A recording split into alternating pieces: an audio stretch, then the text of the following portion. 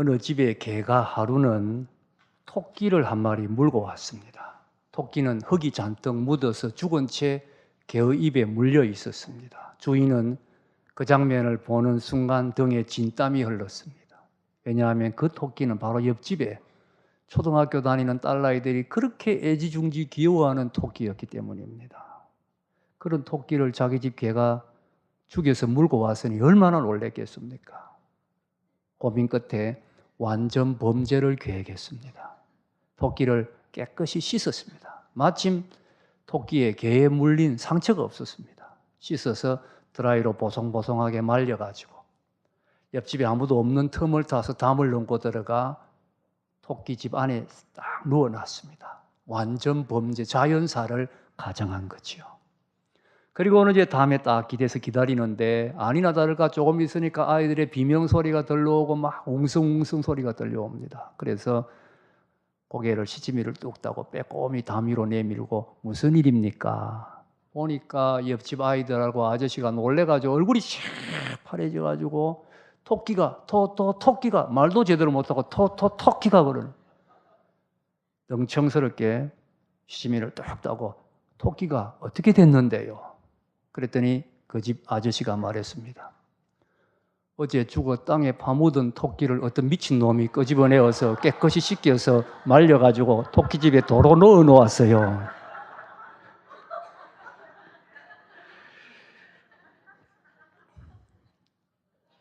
저는 안 웃어야 되는데 저도 좀 웃습니다.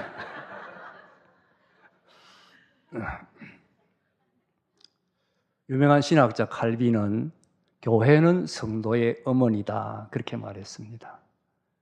어린 자녀에게 혹은 자녀에게 어머니의 중요성은 더 설명할 필요가 없습니다. 우리 성도에게 교회가 그만큼 중요하다는 뜻입니다. 교회를 통하여 보호받고 교회를 통하여 우리는 양육을 받습니다. 우리는 교회를 통하여 주님을 만나고 교회를 통하여 은혜를 받고 교회를 통하여 승리하는 삶을 삽니다. 교회는 그런데 사람들로 이루어져 있습니다. 사람들은 온전하지 못합니다. 그래서 교회도 온전하지 못합니다. 어떤 청년이 저희 교회 목사님에게 말했습니다. 목사님, 우리 교회는 문제가 너무 많습니다. 저는 문제 많은 우리 교회가 싫습니다. 문제 없는 온전한 교회로 가고 싶습니다. 온전한 교회를 좀 소개시켜 주십시오. 목사님이 대답합니다. 온전한 교회가 있는지 내가 잘 모르겠지만 있다 해도 청년은 그 교회 가면 안 됩니다. 청년이 그 교회 가는 그 순간 그 교회의 온전함이 깨어지기 때문입니다. 세상에 온전한 교회 없습니다. 그래서 때로 우리는 교회 때문에 힘들고 교회 때문에 피곤하고 교회 때문에 상처를 받기도 합니다. 그러면 어떻게 해야 하겠습니까? 불평, 원망하는 것으로 끝내야 하겠습니까? 아니지요. 우리가 우리 교회를 더 좋은 교회로 만들면 됩니다. 우리가 바로 우리 교회입니다. 우리가 우리 교회를 더 좋은 교회로 만들면 문제도 해결되고 우리가 더 큰 은혜, 더 큰 복을 받을 수가 있습니다. 오늘 읽은 말씀은 성전 문지방에서 물이 샘솟는 이야기, 여러분이 다 잘 아시는 이야기입니다. 에스겔이 지금 환상을 봅니다. 환상을 보는데 성전 문지방에서 물이 샘물처럼 솟아오릅니다. 솟아올라서 흘러가는데 성전을 지나서 바깥으로 점점 흘러나가는 모습을 보고 있습니다. 예루살렘은 강이 없는 도시입니다. 이 고대 문명이 발달했던 오래된 도시는 대부분 강을 끼고 있습니다. 그러나 예루살렘은 산 위에 세워진 도시이기 때문에 강이 없습니다. 지금도 물은 빗물과 지하수를 정화해서 사용하고 식수는 사서 먹습니다. 그러나 예루살렘은 영적 강의 발원지입니다. 성전은 하나님 계신 곳이지 않습니까? 하나님으로부터 흘러내리는 영적 강이 있습니다. 복음의 강이요, 은혜의 강이지요. 예수님으로부터 흘러내리는 강입니다. 예수님께서 나를 믿는 자는 그 배에서 생수의 강이 흘러내리리라. 예수님으로부터 흘러내리는 생수의 강이 있습니다. 이 강이 성전 문을 지나 성전 밖으로까지 흘러내리는 것은 유대인에게만 머물 것이 아니라 전 세계에 흘러내릴 것을 보여주는 것이지요. 또 교회적으로 생각하면 우리 교회에서 샘솟는 이 영적 강이 우리 교회 안에만 머물 것이 아니라 우리 교회 밖으로까지 계속해서 흘러나가야 한다는 것을 보여준다고 할 수가 있습니다. 자, 그러면 이 물이 어떻게 흘러나가는지 우리 3절에서 5절까지를 한번 읽어보십시다. 3절부터 5절 읽겠습니다. 시작.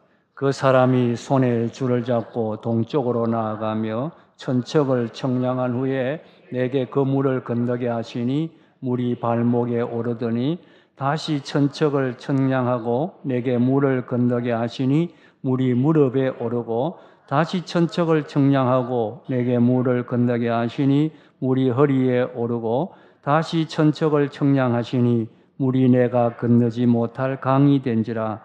그 물이 가득하여 헤엄칠 만한 물이요 사람이 능이지 못할 강이더라. 물이 점점 흘러내려가는데 깊어지고 넓어지고 있습니다. 처음에 천척을 가서 청량을 했다 그랬는데 한 척은 규빗과 같고 한 규빗은 손가락 끝에서 팔꿈치까지로 45cm 정도 생각합니다. 천척이면 450m지요. 450m를 가서 에스겔에게 건너보라고 해서 건너보니까 물이 발목까지 올라옵니다. 다시 천척을 가서 건너보라고 해서 건너보니까 이번에는 무릎까지 올라왔습니다. 다시 천척을 가니 허리까지 올라오고 다시 천척을 가니까 이제는 깊고 넓은 강이 되어서 헤엄을 쳐야 되는데 헤엄쳐서 능히 건너지 못할 아주 깊고 넓은 강이 되었다. 그렇게 말씀했습니다. 이것은 신약 시대의 복음이 점점 전 세계로 퍼져나갈 것을 보여주는 환상입니다. 이 시간 그런데 우리가 생각하고 싶은 것은 우리 교회의 은혜의 강이 얼마나 깊이 흐르고 있느냐 하는 것입니다. 우리 교회의 은혜의 강은 발목까지입니까? 허리까지입니까? 여러분, 우리 교회의 은혜의 강이 깊고 넓게 흘러야 하지 않겠습니까? 교회 안은 물론이고 교회 밖에까지도 넓게 흘러내려가서 이 부산 시내의 수많은 영혼들이 우리 교회의 생수의 강으로 목을 축여야 할 것입니다. 바울은 에베소 3장 8절에 주님의 은혜를 두고 청량할 수 없는 그리스도의 풍성 이런 말을 했습니다. 주님의 은혜는 청량할 수 없이 풍성하다. 청량할 수 없이 풍성하지만 사람마다 혹은 교회마다 그 은혜를 얼마나 누리느냐는 다릅니다. 여러분 한번 생각해 보세요. 여러분은 주님의 은혜를 얼마나 풍성하게 누리고 있습니까? 여러분의 심령의 은혜는 발목까지 올라오고 있습니까? 허리까지 올라오고 있습니까? 교회적으로 더 중요합니다. 우리 교회의 은혜의 강물이 얼마나 깊게 흐르고 있느냐 하는 것입니다. 우리 교회의 은혜의 강물이 청량할 수 없을 정도로 풍성하게 정말 청량할 수 없는 그런 풍성한 은혜의 강물이 흘러야 하는 것입니다.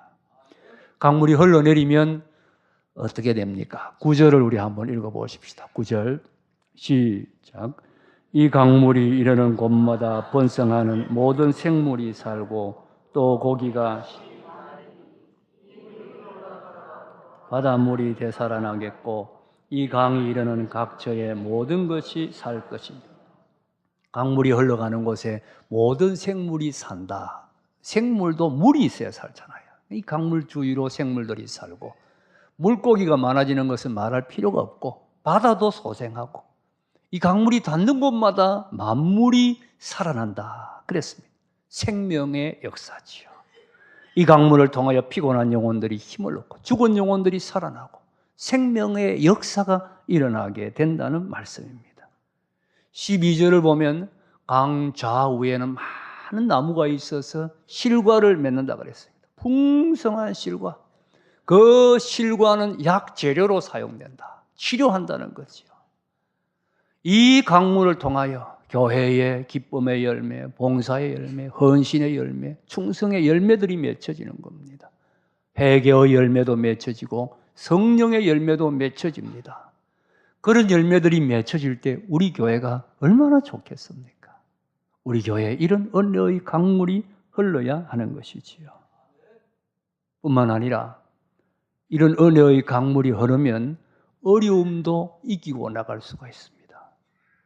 워치만 리라는 사람이 쓴 책에 이런 이야기가 있습니다. 이분이 사역을 하다가 난간에 부딪혔어요. 어려움이 딱 가로막는데 해결할 길이 없는 거예요. 아무리 생각해도 해결할 길이 없어요. 그래서 하나님 앞에 기도를 하는데 기도 중에 하나님이 환상을 보여주셨습니다. 자기가 보드를 타고 좁은 계곡물을 내려가다 보니 앞에 바위가 딱 막혀버린 거예요. 바위가 막혔으니까 이 보드가 바위를 넘어갈 수가 없는 겁니다. 바위는 치워버릴 수도 없잖아요. 꼼짝없이 갇혔는데, 그런데 갑자기 저 위에서 많은 물이 갑자기 확 내려오는데, 그 물이 내려오니까 이 보드가 그만 둥실 떠서 바위 위로 넘어서 내려가게 되는 그런 환상을 보았습니다. 이분이 여기에서 깨달은 겁니다. 문제의 해결은 그 문제가 없어지는 데 있는 것이 아니고 은혜의 강물이 흐르는 데 있는 것이구나. 그렇습니다. 우리는 자꾸 문제가 없어지게 해달라고 기도하면 문제 없어지지 않습니다. 그러나 은혜의 강물이 흐르면 그 문제를 넘어가는 겁니다. 얼마든지 넉넉하게 넘어가게 되는 것입니다. 그러므로 중요한 것은 은혜의 강물입니다. 우리 교회의 은혜의 강물이 흐르기 위해서는 두 가지 역사가 일어나야 됩니다. 두 가지 역사. 첫째는 말씀의 역사입니다. 은혜는 말씀을 통하여 주어지지요. 말씀을 통하여 은혜가 흘러갑니다. 은혜의 강물이 흐른다는 말은 다른 말로 하면 말씀의 강물이 흐른다는 겁니다. 말씀의 역사가 일어난다는 겁니다. 보세요. 믿지 않는 영혼이 우리 교회에 나와서 중생하려면 어떻게 해야 됩니까? 누가 중생하게 만들 수 있습니까? 아무도 할 수 없습니다. 말씀이 그 심령 속에 들어가서 생명의 역사를 일으키면 거듭나는 겁니다. 말씀이 중생의 역사를 일으킵니다. 중생한 심령이 어떻게 자라납니까? 어린아이들 같이 간단하고 순전하고 신령한 젖을 삼아 말씀의 젖을 잘 먹으면 자라납니다. 우리가 영적으로 신앙생활하기에 필요한 모든 영양분이 말씀 속에 있습니다. 말씀이 역사할 때 힘을 얻고 소생함을 얻고 생명의 역사들이 일어나는 것입니다. 그러므로 우리 교회에 말씀의 강물이 흘러야 됩니다. 누가복음 24장을 보면 예수님 부활하신 후에 엠마오길에 동행했던 두 제자가 이런 고백을 하는 것을 볼 수가 있습니다. 누가복음 24장 32절을 보면 길에서 그들이 서로 말하되 길에서 우리에게 말씀하시고 우리에게 성경을 풀어주실 때에 우리 속에서 마음이 뜨겁지 아니하더냐. 주님이 말씀하시고 성경을 풀어주실 때 마음이 뜨거웠다는 거예요. 말씀을 들을 때 마음이 뜨거워지는 역사가 일어나야 됩니다. 가슴이 뜨거워져야 됩니다. 때로는 눈물이 흘러야 됩니다. 때로는 감격하고 감동해야 합니다. 이것이 말씀의 역사입니다. 이렇게 말씀의 역사가 일어날 때 은혜의 강물이 흐르게 됩니다. 두 번째로 은혜의 강물이 흐르기 위해서는 성령의 역사가 일어나야 됩니다. 은혜의 강물은 성령의 강물입니다. 예수님 요한복음 7장에서 이런 말씀하십니다. 나를 믿는 자는 그 배에서 생수의 강이 흘러나오리라.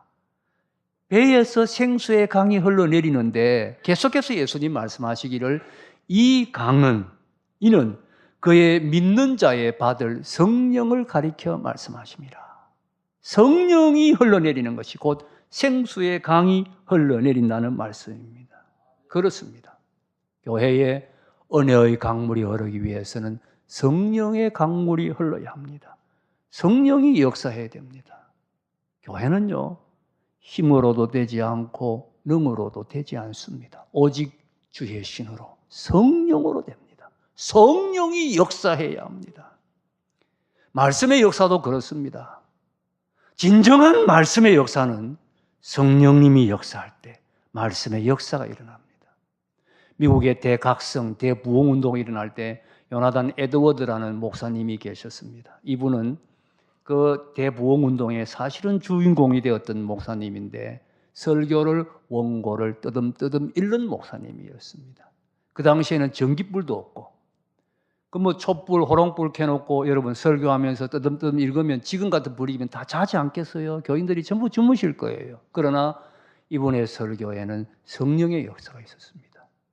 원고를 뜨듬뜨듬 읽는데도 성령이 역사하니까 듣는 사람들이 회개하고 가슴이 뜨거워지고 변화되는 역사가 일어나는데 이분의 유명한 설교 중에 하나님의 진노의 손에 있는 죄인들이라는 설교가 있습니다. 하나님의 진노의 손에 있는 죄인들. 한마디로 죄인들은 지옥 간다는 설교예요. 이분이 이 설교를 할 때에 얼마나 그 지옥이 현실감이 났던지 온 성도들이 지옥에 떨어지지 아니하려고 앞에 의자를 딱 붙들고 발벌벌벌 떨면서 설교를 들었다는 유명한 일화가 있습니다. 그게 성령의 역사입니다. 성령의 역사할 때 말씀이 말 그대로 살아서 움직이는 거죠. 성령의 역사가 일어나야 됩니다. 우리 교회가 성령의 역사에 열려야 합니다. 성령님은 인격이에요. 인격이기 때문에 뜻이 있습니다. 우리가 성령님의 뜻에 예민하고 성령님의 뜻에 열리고 성령님의 뜻에 순종을 해야 됩니다. 성령님을 무시하거나 멸시하거나 무관심할 때 성령님 역사하지 않습니다. 성령님 우리 교회에 역사하여 주시옵소서.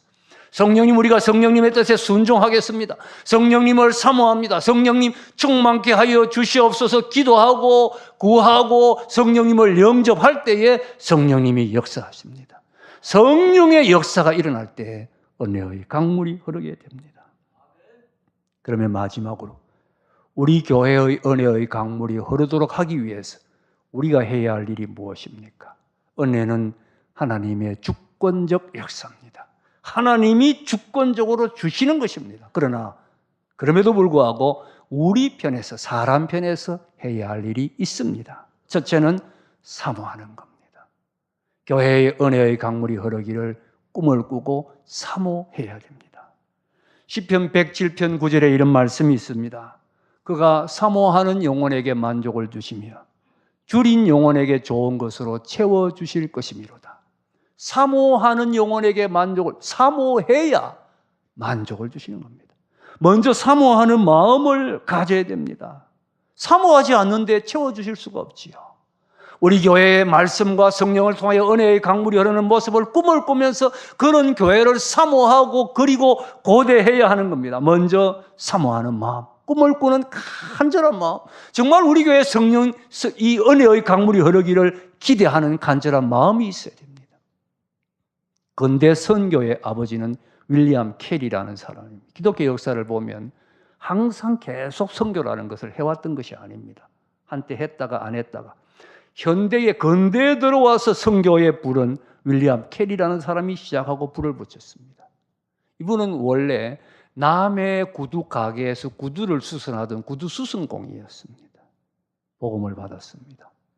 가슴속에 뜨거운 열정과 꿈이 생겼습니다. 여러분, 남의 가게에서 구두 수선하는 수선공이라면 그가 가질 수 있는 꿈이 뭐겠습니까? 보통 사람 같으면 반듯한 내 가게 하나 갖는 것이 꿈이지 않겠습니까? 그러나 그의 꿈은 달랐습니다. 그는 비록 남의 가게지만은 자기 자리 앞에 세계 지도를 붙여놓고 하나님, 이 세계를 제게 주십시오. 세계의 복음을 전할 수 있게 하여 주십시오. 이 온 세계를 복음화시킬 수 있게 하여 주시옵소서. 그런 꿈을 꾸었습니다. 그때는 아무도 선교사 나갈 때가 아닙니다. 그러나 그의 가슴속에는 그의 그런 꿈으로 불탔습니다. 이런 꿈을 가졌던 그가 마침내 선교사로 첫 발을 내디디게 되는 것이지요. 다른 사람 다 비웃었습니다. 후원자도 아무도 없었습니다. 아내마저도 반대했습니다. 그러나 그의 가슴 속에 꿈이 불탔기 때문에 그는 마침내 인도를 향하여 뛰어들었고 오늘 이 선교의 불을 지를 수가 있었습니다. 꿈을 가져야 됩니다. 여러분, 우리 모두가 우리 교회의 은혜의 강물이 흐르는 꿈을 한번 꿔보십시다. 말씀이 살아 역사에서 가슴이 뜨거워지고 눈물이 나고 성령의 역사에서 예배에 성령의 기름 부음이 있고 감격과 감동이 넘칠 때 얼마나 좋겠습니까? 함께 이런 꿈을 꾸는 겁니다. 우리 교회에 이런 날이 올 것이다 믿고 기도하며 우리가 꿈을 꾸는 것입니다. 먼저 꿈을 꾸어야 합니다. 두 번째는 기도해야 합니다. 우리 교회에 은혜의 강물이 흐르는 교회가 되게 해달라고 기도해야 됩니다. 주님은 우리의 형편을 다 아십니다. 그러나 기도하지 아니하면 주시지 않습니다. 구하라 그러면 주실 것이요, 찾으라 그러면 찾을 것이요, 문을 두드리라 그러면 열릴 것이라. 구해야 주십니다. 먼저 구해야 합니다. 주님은 교회를 피를 값을 주고 사셨습니다. 우리 부민교회는 주님이 피로 값주고 세우신 몸된 교회입니다. 얼마나 귀한 교회인지 모릅니다. 주님은 우리 교회를 축복하기를 원하시고 우리 교회에 모든 복을 부어주시기를 원합니다. 그러나 그 복은 우리가 기도할 때 임합니다. 우리가 기도해야 그 복이 역사합니다. 보십시오. 예수님 성찬하실 제자들에게 성령을 보내겠다고 약속하셨지 않습니까? 주님의 약속이니까 성령은 오시지요. 그러나 기도할 때 성령님이 오셨습니다. 주님의 약속이지만 기도할 때 성령님이 오셨습니다. 약속한 복이지만 기도할 때 임합니다. 교회에 약속한 복도 기도해야 이루어집니다. 에스겔 36장을 보면 아주 중요한 말씀이 있습니다. 에스겔서를 쓸 때는 이스라엘 나라가 망한 다음 이스라엘 황폐하게 되었습니다. 그 황폐한 이스라엘 향하여 하나님이 회복을 약속하십니다. 내가 회복시켜 주겠다. 번성하게 해주겠다. 약속하시고 마지막에 이렇게 말씀하십니다. 우리 한번 같이 읽어보십시오. 에스겔 36장 37절 하나님이 회복을 약속하신 다음에 마지막에 하시는 말씀입니다. 한번 읽어보겠습니다. 시작. 그래도 이스라엘 족속이 이같이 자기들에게 이루어지기를 내게 구하여야 할지라 내가 그들의 뼈를 양떼같이 여기 보십시오. 하나님이 약속했는데 그래도 이스라엘 족속이 이같이 이루어지기를 내게 구해야 한다. 약속된 복이지만 구해야 받습니다. 하나님은 모든 교회에 사실은 은혜를 약속했습니다. 그러나 구하는 교회만 그 복을 누리고 있습니다. 구하는 교회만 그 복을 누립니다. 구해야 하는 것입니다. 꿈을 꾸면서 우리 교회 은혜의 강물이 흐르기를 기도해야 됩니다. 언제까지 기도해야 됩니까? 이루어질 때까지 기도해야 됩니다. 현대인들은 조급합니다. 조금 기도해보고 아무런 변화가 없으면 포기해버립니다. 여러분, 하나님은 오래오래 기다리십니다. 분명히 아십시오. 우리 하나님은 조금 더디십니다. 그러므로 인내를 가지고 이루어질 때까지 끝까지 우리가 합심해서 간절히 기도해야 됩니다. 여러분, 산사태를 본 적이 있습니까? 요즘은 산림이 우거져서 산사태가 자주 일어나지 않습니다만 저는 어릴 때에 산사태를 경험한 기억이 있습니다. 산사태가 나면 산이 꽝 소리가 나면서 무너지네요. 산이 무너지는 게 산사태잖아요. 그런데 인상적인 것은 산사태가 나기 전에 비가 오든지 그러면 밤새도록 산이 와르르 소리가 납니다. 어릴 때 그 산이 운다 그랬어요. 산이 운다. 여러분 모르시는 뭐예요? 산이 울었어요. 그러면 그 산이 우는 게 뭐냐? 산이 겉으로 보기에는 아무 표가 나지 않는데 이미 그 속에서 갈라지고 있는 겁니다. 그 갈라지는 소리가 산이 우는 소리, 오르르 하고 산이 우는 소리가 났어요. 그렇게 갈라지다가 결정적인 순간에 꽝 하면서 산이 무너져 내리는 겁니다. 저는 우리의 기도의 응답이 이와 유사하다고 생각합니다. 우리가 기도해도 겉으로 아무 표가 없습니다. 그러나 속으로 갈라지고 있습니다. 속으로는 갈라지고 있다는 것을 믿으시기 바랍니다. 속으로 갈라지고 있습니다. 그러다가 결정적인 순간에 꽝 하고 하나님의 역사가 이루어지는 겁니다. 그러므로 낙심하지 말고 은혜의 강물이 흐를 때까지 계속해서 포기하지 말고 우리는 기도해야 합니다. 여러분, 새해입니다. 새해의 우리의 꿈은 우리 교회의 은혜의 강물이 흐르는 것입니다. 우리 함께 꿈을 꾸십시다. 말씀이 역사하고 성령이 역사해서 은혜의 강물이 흐르는 꿈을 꾸십시다. 그리고 이루어 달라고 간절히 합심해서 포기하지 않고 기도하십시다. 기도할 때 하나님이 분명히 이루어 주십니다. 분명히 우리 교회에 은혜의 강물이 흐르게 될 것입니다. 그래서 우리 교회를 통하여 은혜 받고, 우리 교회를 통하여 기뻐하고, 우리 교회를 통하여 복을 받고, 우리 교회를 통하여 승리하는 신앙생활을 하는 여러분 다 되시기를 주님의 이름으로 축복합니다.